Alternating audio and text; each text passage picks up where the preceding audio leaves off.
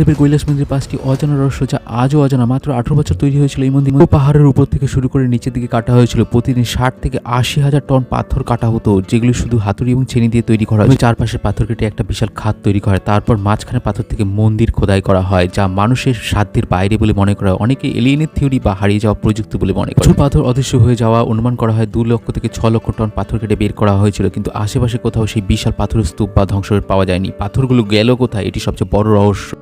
যা প্রচলিত একটি গল্প ছিল। রাষ্ট্রকূট রাজা রানী তার স্বামীর অসুস্থতা সারানোর জন্য শিবের কাছে ব্রত নেন যে মন্দিরের চূড়া দেখানো পর্যন্ত তিনি খাবেন না। সাধারণভাবে মন্দির নিচ থেকে তৈরি হলে অনেক সময় লাগতো, তাই স্থপতি উপর থেকে খোদাই শুরু করেন যাতে প্রথমে চূড়া দৃশ্যমান হয়। রানী চূড়া দেখা মাত্র উপবাস ভাঙে, এই কারণে টপ ডাউন পদ্ধতি ব্যবহার করা হয়। রহস্য, পুরো মন্দিরটি কিন্তু স্তম্ভ, চাঁদ, দেয়াল, মূর্তি, সিঁড়ি, বীজ সবকিছু এটি অখণ্ড বেসাল পাথরের একক পাথরের অংশ কেটে বানানো হয়েছে। কোনো আলাদা পাথর চূড়া লাগানো হয়নি বা কোনো সিমেন্ট ব্যবহার করা হয়নি। কৈলাস মন্দিরের দেওয়ালের বাইরে ভেতরের দেয়াল, স্তম্ভ, ছাদ এবং প্যানেল অনেক পৌরাণিক কাহিনী খোদাই করা আছে। এটি শুধুমাত্র মন্দির নয়, বরং পাথরের উপর লেখা আছে পুরাণ, রামায়ণ ও মহাভারতের এক বিশাল চিত্র গ্রন্থ। এই রহস্য, ঔরঙ্গজেবের এই মন্দির আক্রমণ। 17শো শতাব্দীতে মোগল সম্রাট ঔরঙ্গজেব এই মন্দির ভাঙার জন্য সেনা পাঠান। তারা অনেক চেষ্টা করে পুরো মন্দির ধ্বংস করতে পারেনি, শুধু সামান্য ক্ষতি হয় এই মন্দিরে। কেউ কেউ বলেন মন্দিরের অবস্থান ও পাথরের কঠিনতার কারণে এটা সম্ভব হয়নি।